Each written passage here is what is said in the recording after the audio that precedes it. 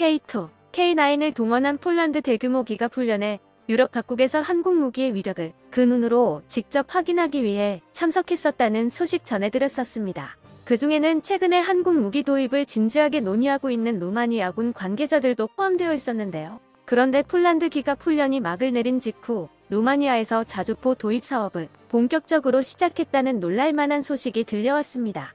이전부터 K9 도입에 관심을 보이고 있던 루마니아에서 폴란드 K9 실사격을 참관한 직후 자주포 도입 사업을 시작하겠다고 선언한 것은 누가 보더라도 K9을 도입하겠다는 뜻을 밝힌 것으로 해석되고 있습니다. 이뿐만 아니라 루마니아는 폴란드와 마찬가지로 K2, K39 천무 다연장 로켓 도입까지 고려하고 있어 제2의 폴란드가 되기를 꿈꾸고 있는 것으로 보이고 있습니다. 한국 무기들이 동유럽 방산 시장을 집어삼키고 있다는 소식 자세히 알아보도록 하겠습니다.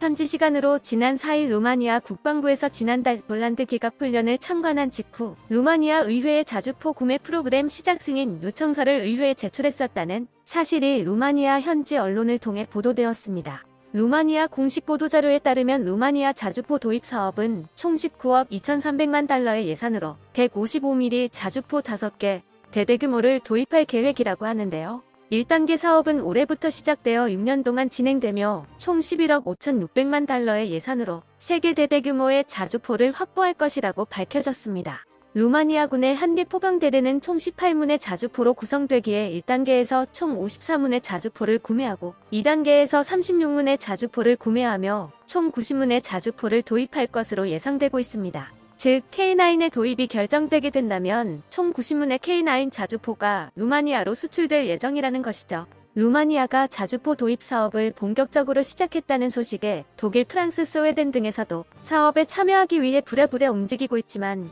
이미 MOU까지 체결하고 루마니아 국방부 관계자들이 실사격까지 참관한 K9이 가장 유력하다는 것은 보지 않아도 알 수 있는 사실입니다.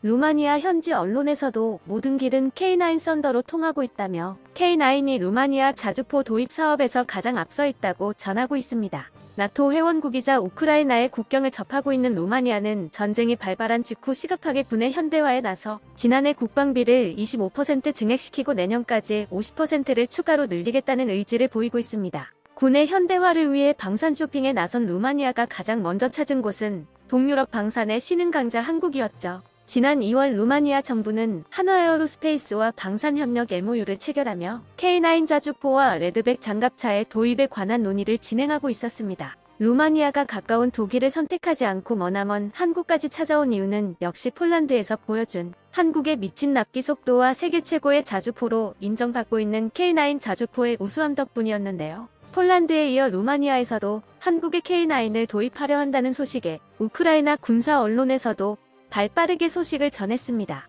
우크라이나 군사 언론 밀리터리는 누구나 K9 썬더를 원합니다라며 루마니아가 진지하게 K9의 도입을 검토하고 있으며 K9이 세계 시장의 50%를 넘게 차지한 뛰어난 자주포라고 소개했습니다. 우크라이나 언론은 K9이 세계 시장을 선도할 수 있었던 이유가 북한의 대립에서 K9 자주포를 사용하고 있기에 뛰어난 생산 능력을 유지하고 있었고 높은 국산화율로 수출해 아무런 걸림돌이 없었기 때문이라고 전했습니다. 또한 우크라이나에도 K9을 들여오고 싶지만 한국은 전쟁 중인 국가에 무기 판매를 법으로 금지하고 있기 때문에 이루어질 수 없다고 아쉬운 심정을 덧붙였습니다. 이처럼 루마니아 K9 수출이 사실상 확정된 것으로 여겨지고 있는 가운데 다음 타자로 루마니아에서 홈런을 칠 거라 기대받고 있는 무기가 있으니 바로 천무 다연장 로켓입니다. 군의 현대화를 추진하고 있는 루마니아에서 가장 전력 보충이 시급한 부분은 바로 포병 부분인데요.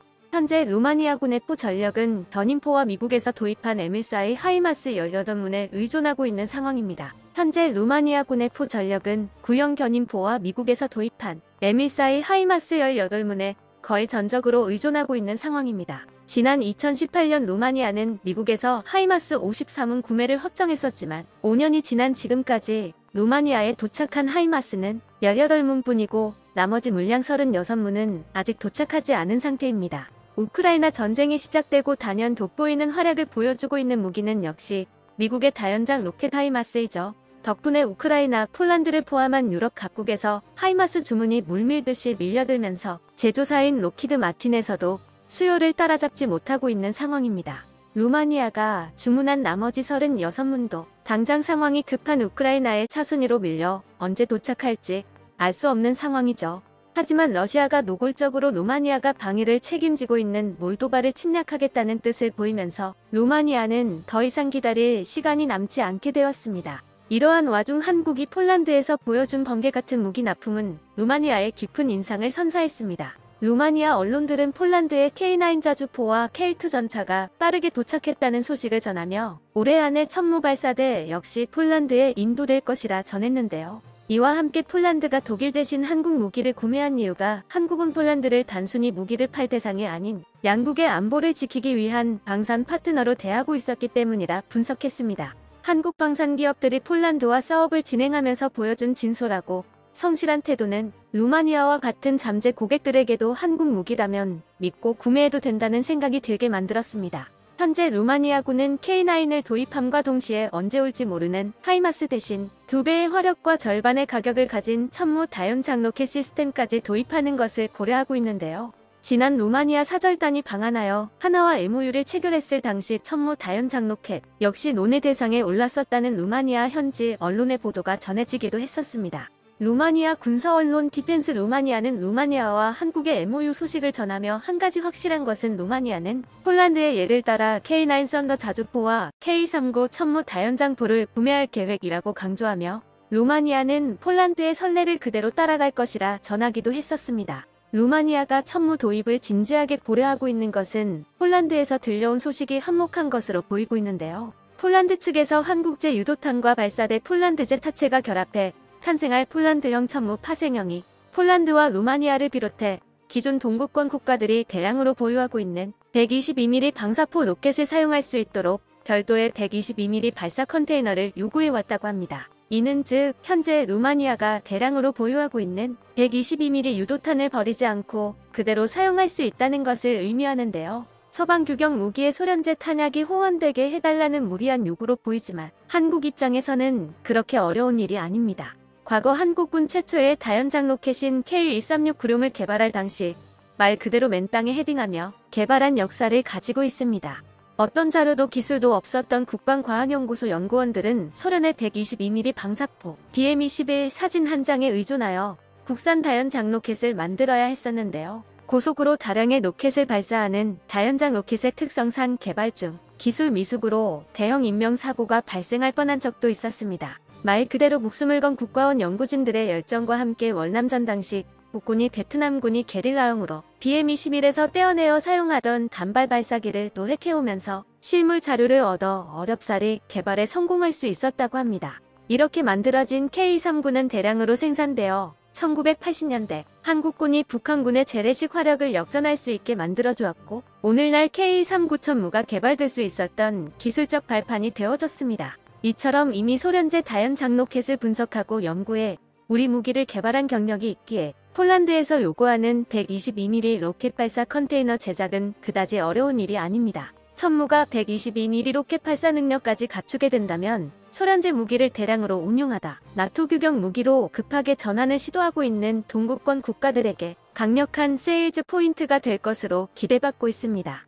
현재 루마니아는 러시아에 맞서는 나토의 최전선 중 한 곳으로 루마니아 무기 수출에 성공하는 것은 단순히 동유럽의 한 국가에 무기를 판 것으로 그치지 않고 나토 회원국 전체에 상당한 파장을 불러일으킬 것으로 기대받고 있습니다. 독일의 최대 방산기업인 라인메탈은 루마니아에 군사장비 정비센터를 건설하고 있는데요. 라인메탈 측에서는 현재 루마니아에 주둔하고 있는 나토군과 우크라이나의 레오파르트2 전차, 마르더 장갑차, 자주포 등 서방 무기에 대한 정비와 보수를 지원하기 위함이라고 밝혔습니다만 이와 함께 전문가들은 독일의 향후 막대한 무기 수요가 예상되고 있는 루마니아 방산 시장을 미리 선점하기 위해 포석을 깔아두려는 의도라고 분석하고 있습니다. 한국의 독주의 루마니아마저 빼앗길까봐 발빠르게 움직인 것으로 보이고 있으나 이미 독일 방산의 역량이 다 들통난 상태에서 효과가 있을지는 의문이 드는 상황입니다. 러시아의 위협에서 멀리 떨어져 상대적으로 안전한 위치에 있는 노르웨이에서는 독일과의 정치, 경제적 협력을 고려하여 군의 의견을 무시하고